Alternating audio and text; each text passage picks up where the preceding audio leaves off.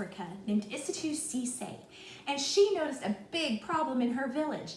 There was piles of trash everywhere, especially plastic bags, and it got so bad that it was choking their livestock and goats. Well, she did something about it. She took all that plastic, cleaned it up, and cut it into strips, and she used those to crochet beautiful handbags and purses. You can see her story in the link down below. It's to the story called One Plastic Bag by Miranda Paul. The illustrator is Elizabeth Zunon. It's a great story. So today we're going to be inspired by Isitu Sise. Whoop, there's my cat. And we're going to use plastic bags to make some awesome friendship bracelets. So I'll show you how it's done. For this project, you need plastic.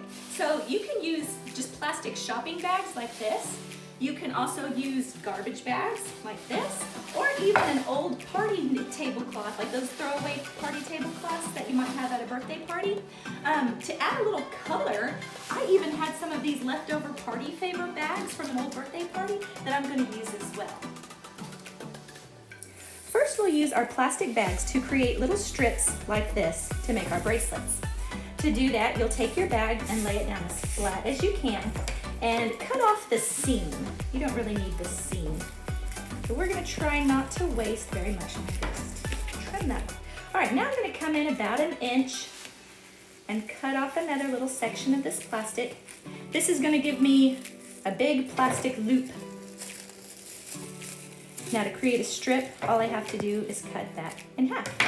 And this is gonna be the strip that we work with. Now I also mentioned that I'm using little party bags as well.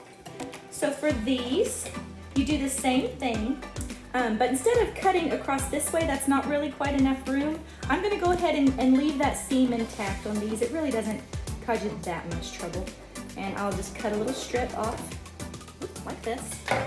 And when you unfold it, you've got one that's just about the right size. There is a little seam in there, but if you braid it nice and tight, honestly, you never even see it. Once you have 3 strips that you're happy with, we're going to tie a little knot in the top. I like to just wrap it around my fingers to make like a circle, and then tuck it up underneath through that circle and pull it tight to make a knot. I'm going to secure my knot to the tabletop just using a little piece of tape. You could also, if you don't have tape, you could clip that on a clipboard or just something to hold it steady. Now, I'm gonna teach you how to braid. You're gonna take these 3 pieces and braid them together to make your bracelet. All right, so divide them up into 3 sides, just like this. When you braid, you're always taking the side on the outside and putting it in the middle. And you just do that over and over and over. So what I'm gonna do, I'm gonna start with this green one. I'm gonna pull this one out of the way and put my green one in the middle. Now I'm gonna take the polka dots and I'm gonna put them in the middle. Now this black one, I put it in the middle. And I just keep going from one side to the other, putting things in the middle.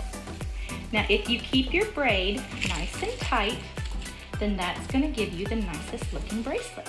If it's too loose, it'll kind of look like plastic, but if you keep it really tight, it kind of looks like an interesting little cord.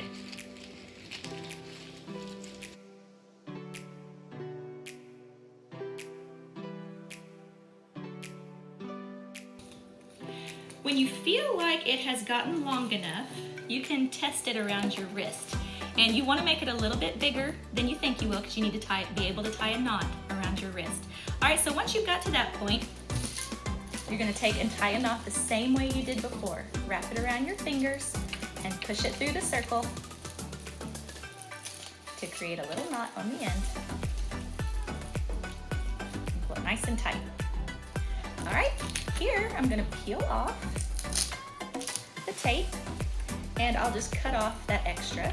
I don't really need that. I might clean up the ends here. My tape tore it a little bit. All right, and then you're ready to give it to a friend.